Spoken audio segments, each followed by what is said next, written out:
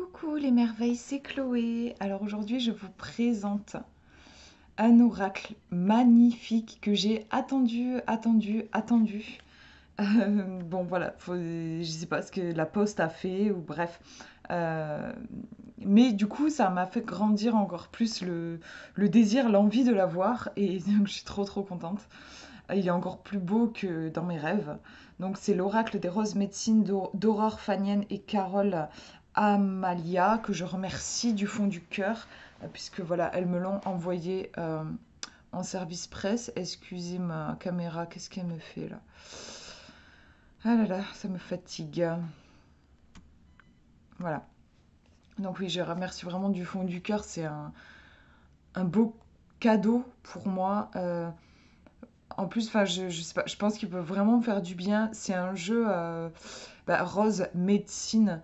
On est sur un jeu que je conseillerais notamment pour les thérapeutes, enfin les personnes qui travaillent dans le soin à la personne. Voilà, franchement, je le conseillerais.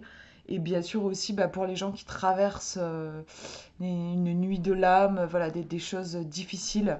C'est un oracle de guérison. On n'est pas sur un jeu pour faire de la divination, genre pour savoir est-ce que je vais déménager cette année. C'est pas ce jeu qu'on va utiliser.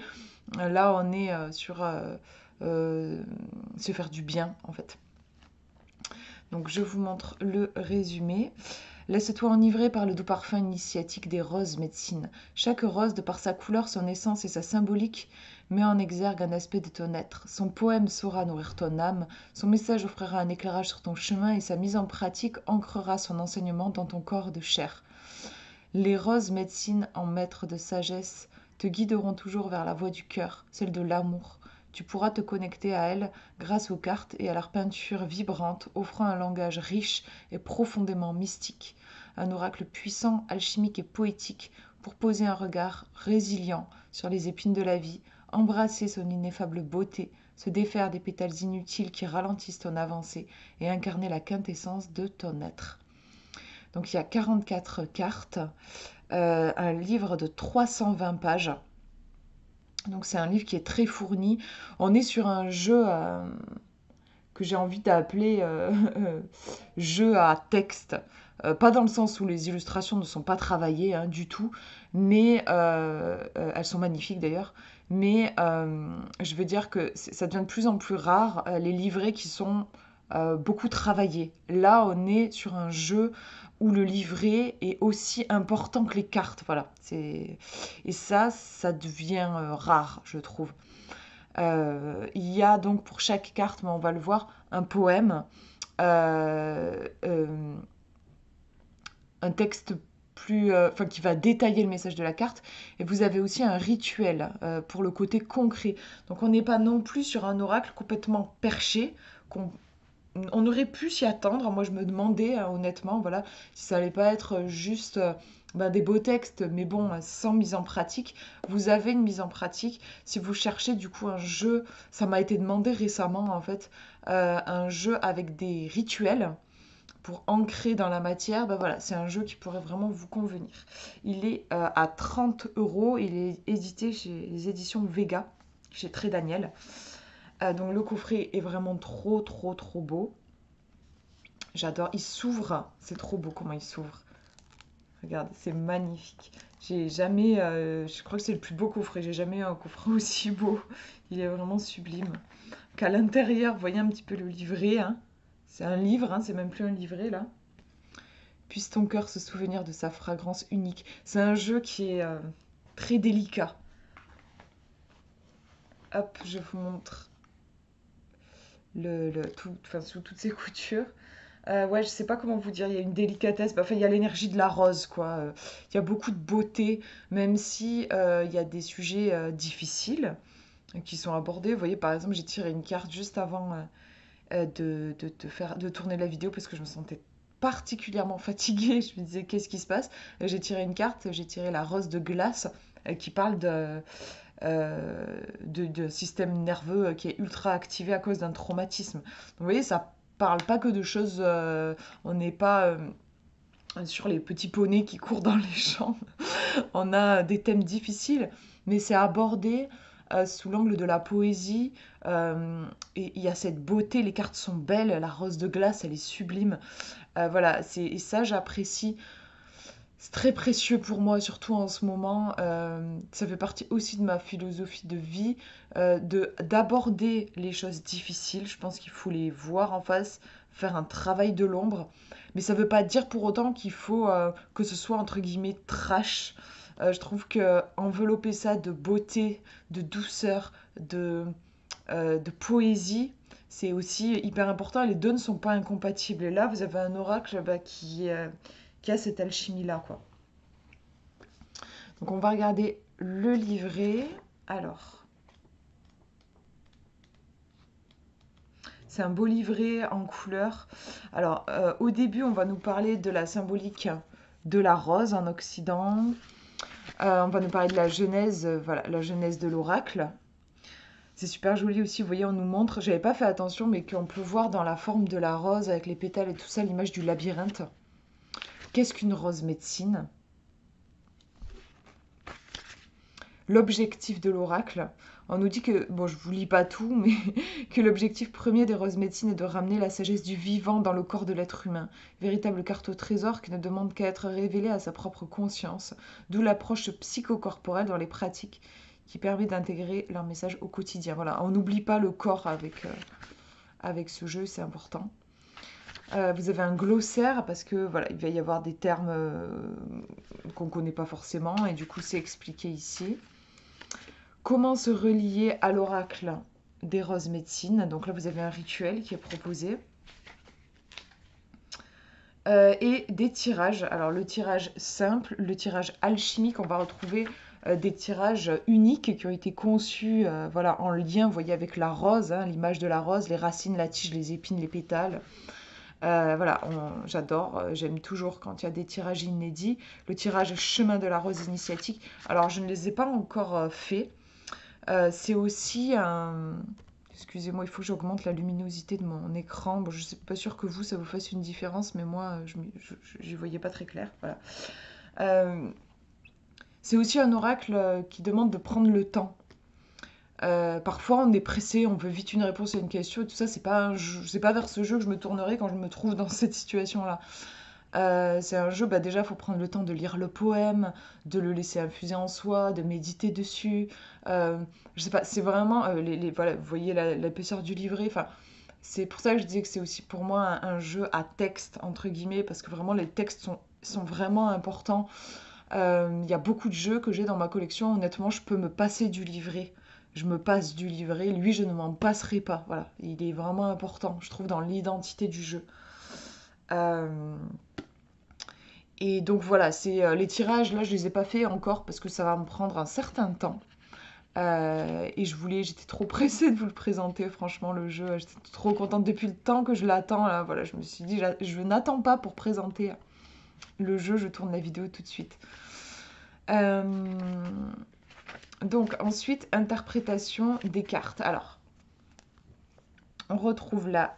Alors, c'est pas vraiment. Enfin, j'allais dire, c'est la carte. Oui, si, c'est ça, c'est la carte en entier, mais on a vraiment en fait, la rose, voilà, qui est représentée. Alors, je sais pas si vous allez voir, mais on voit, il y a des symboles hein, ici. Alors, je suis pas certaine, mais moi, ça m'évoque genre une espèce de plume de la justice chez les Égyptiens. Euh, Il y a on voit pas là, mais il y a des petits symboles sur la rose aussi, mais on voit pas bien. Vous voyez aussi qu'il y a une lune, un croissant de lune ici. Enfin voilà, on retrouve des symboles. Je vous montrerai sur les cartes. Donc le titre, puis un poème ici. Ensuite, le message de la rose. Et pour aller plus loin, là, on est sur un exercice pratique. Donc, on pourrait dire une sorte de rituel. Voilà. Les poèmes, de toute façon, je vous lirai une carte, mais les poèmes ne sont pas complètement abstraits. Des fois, il y a des poèmes, c'est très beau, mais on voit pas très bien ce que ça veut dire. Là, c'est pas le cas. Vous pouvez très bien juste lire un poème si vous n'avez pas forcément le temps de tout lire. Juste lire le poème, voilà, ça vous donne des informations. Et je vous montrerai ça, je vous en lirai un à la fin de la vidéo. Donc voilà, vous avez ça pour chaque chaque carte, enfin oui c'est ça pardon, chaque carte, vous voyez l'illustration, le poème, le message et le rituel. Voilà. Et je suis en train de calculer que les cartes, vous voyez, il y a transmettre, rayonner de sagesse. En fait, apparemment, j'avais pas fait attention, mais les cartes doivent être classées en... Il y a des catégories, quoi, des familles, vous voyez. S'incarner, assumer son chemin de vie. Voilà. C'est un oracle, on sent, qui a été vraiment travaillé en profondeur, mûri. Je vous montre une autre catégorie. C'est un oracle précieux dans le paysage, je trouve, des jeux divinatoires où au moins 50% des jeux, quand même, je trouve, aujourd'hui, je- on sent qu'ils sont pas hyper travaillés, quand même, qu'ils ont été vite faits, vite bouclés. Et voilà, là, c'est vraiment pas le cas. Donc, le jeu, il y a un pochon. Hop.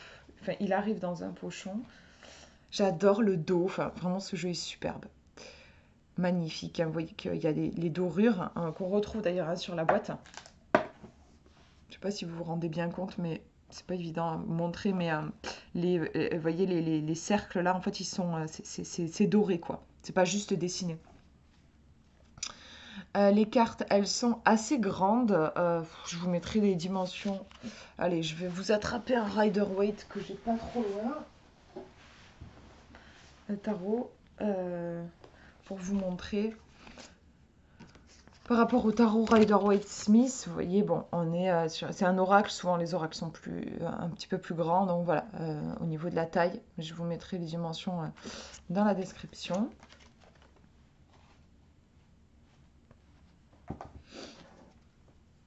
On a des tranches dorées. Et ben, on va regarder. Et du coup, oui, enfin oui, je vous ai pas dit au niveau de la qualité, elles sont un petit peu fines par rapport à certaines cartes dont je peux avoir l'habitude.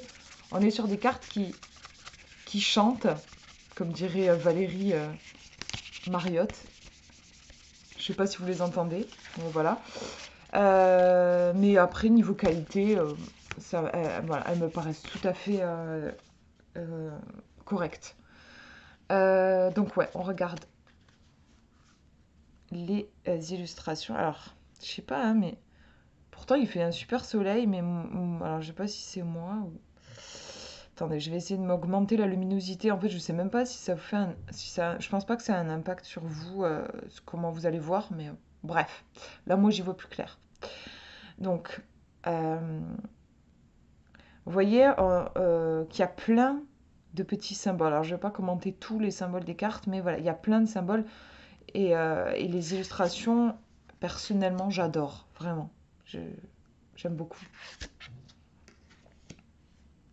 Vous voyez qu'au niveau des titres, en fait, ce sont des roses toujours déclinées. La rose cristal, la rose violette, la rose argent, voilà. La rose pourpre. Il est tellement beau, mais tellement beau ce jeu, vraiment, j'adore. La rose fée. C'est tellement... les dessins sont tellement fins et subtils que c'est presque... je sais pas pourquoi le mot qui me vient, c'est ténu. Je sais pas du tout si c'est le mot qui convient. En tout cas, c'est... Là, on pourrait se dire, mais on n'y voit rien et tout ça, mais je vous assure que je vois pas beaucoup plus clair en regardant... bon, j'y vois un tout petit peu mieux, je vous avoue, que là, la caméra, mais c'est tellement fin, en fait. C'est subtil, c'est comme un voile. Parfois, certaines cartes, certaines roses, elles sont comme un voile déposé sur la carte. C'est magnifique, je trouve. Il y a vraiment énormément de sensibilité. C'est un jeu qui, je pense, qui conviendra pour les personnes hypersensibles. Il a une délicatesse, en fait. Et pour autant, il dit les choses, hein, voilà. Mais enfin, franchement, il est puissant, vous voyez. Moi, cette carte-là, par exemple, elle me retourne complètement. Celle-ci, voilà, aussi, je la trouve sublime. Vous voyez ce que je vous disais, c'est presque cette rose givrée se perd dans le globe de verre qui est lui-même envahi de givre. Enfin, c'est très subtil dans la représentation, c'est superbe, je trouve. C'est vraiment magnifique. J'adore. Ça me donne envie de pleurer, je sais pas, il me touche ce jeu. Il va me faire beaucoup de bien, je pense.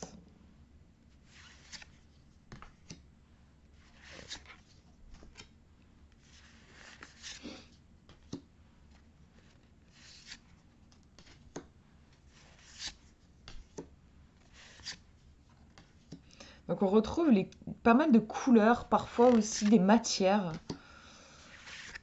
dans les titres. Vous voyez la rose pêche, la rose éther ici, la rose verte.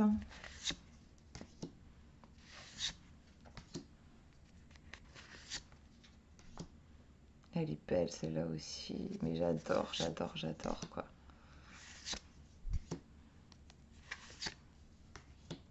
La rose chair.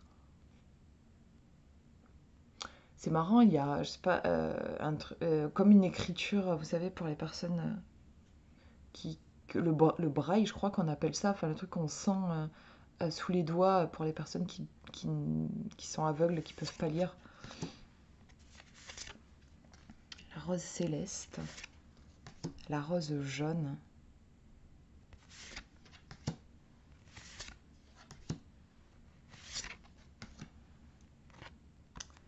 Et la rose fuchsia. Mais qu'il est beau ce jeu, qu'il est beau. J'adore. On va tirer une carte et je vais vous lire le texte.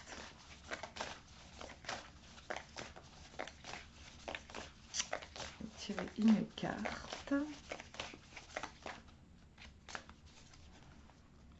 Et on a la rose eau qui est, je me demande, c'est pas la seule carte qui n'a pas un fond blanc.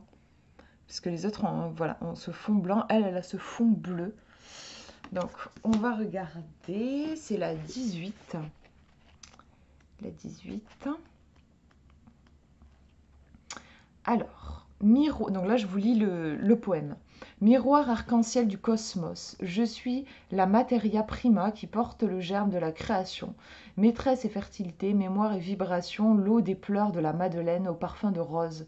Je suis cellule d'eau partout où règne le vivant, fontaine de jouvence et mouvement. Je t'offre la pesanteur du ciel étoilé, la pluie de sagesse de la lune perlée.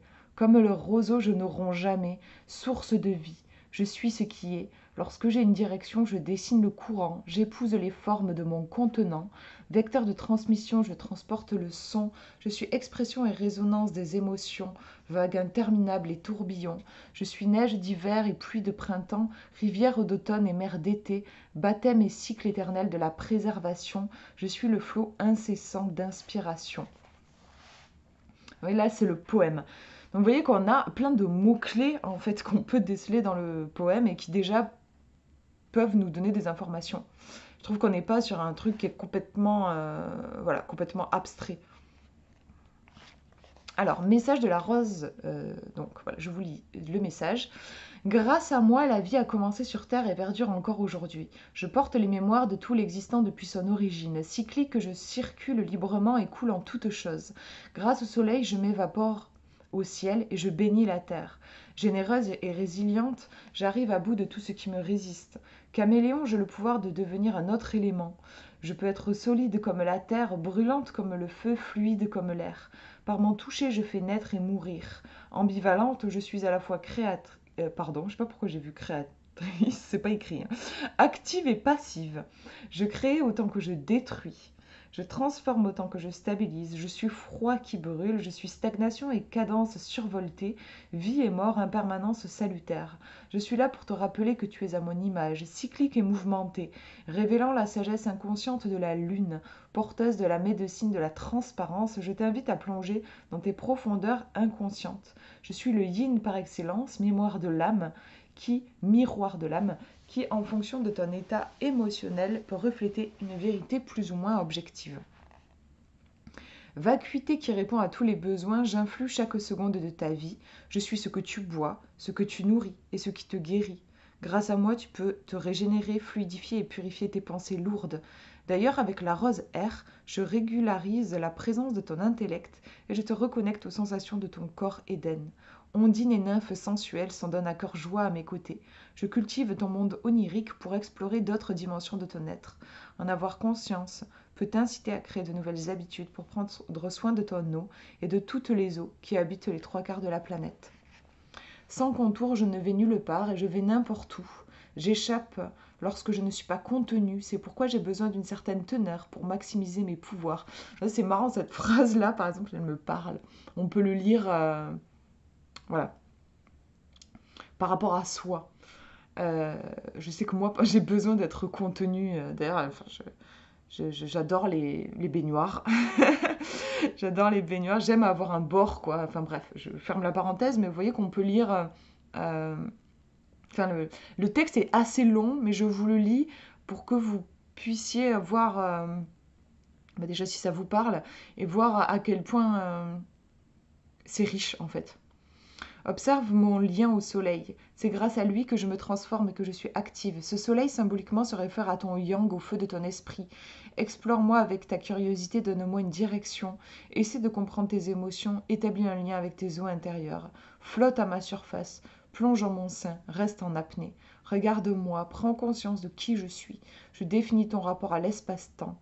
Ainsi tu ne subis plus la gravité de l'être humain et tu peux te reconnecter à ton être aquatique. Donc ça, c'était le message de la rose. Pour aller plus loin, donc là on est sur un petit rituel, je t'invite à méditer sur ton rapport à l'eau. As-tu conscience de sa préciosité et de ses nombreux pouvoirs? Est-ce que tu réalises la chance de boire de l'eau potable? Est-ce que tu fais attention à ne pas trop la gaspiller? Médite sur l'impact qu'ont tes pensées sur les molécules d'eau. Quelles sont celles qui reviennent le plus souvent? Quid de la musique que tu écoutes? Je ne suis pas là pour te donner mauvaise conscience, mais au contraire te permettre d'approfondir ton lien à l'eau. En guise de pratique, la prochaine fois que tu es en contact avec l'eau, ce qui devrait être incessamment sous peu, je t'invite à prendre un petit temps pour la considérer. Si tu t'apprêtes à boire, pose tes mains sur le verre pour remercier les bienfaits de l'eau. Tu peux mettre le verre sur un symbole de fleur de vie afin de la charger. Une autre manière d'approfondir ton lien à l'eau est d'offrir une bénédiction à une rivière, à la mer, à l'océan. Cela va d'un simple merci à des offrandes de fleurs, par exemple. Tu peux, si tu sens l'appel, recevoir un soin et une bénédiction dans l'eau. Plus tu vas laisser la présence saluer l'eau, plus tu vas nourrir un lien de gratitude pour tous les cadeaux qu'elle offre au quotidien. Voilà pour cette belle carte, ce beau message en lien avec l'eau, voilà, la vie qu'elle incarne, cette sensibilité, ce mouvement, euh, ce, d'ailleurs, l'eau n'est pas forcément tout le temps en mouvement, justement, des fois elle est calme, mais c'est ça qui est intéressant, je trouve, dans la symbolique de l'eau, c'est ce côté vivant, en fait, où elle change sans arrêt d'état. C'est peut-être une invitation, en tout cas moi je le prends comme ça pour moi, à se foutre la paix, entre guillemets, par rapport à nos états intérieurs, à se permettre parfois d'être dans la tempête, parfois d'être dans quelque chose de calme, parfois d'être dans quelque chose qui déborde, voilà. Autoriser le mouvement, ça me fait penser à ça.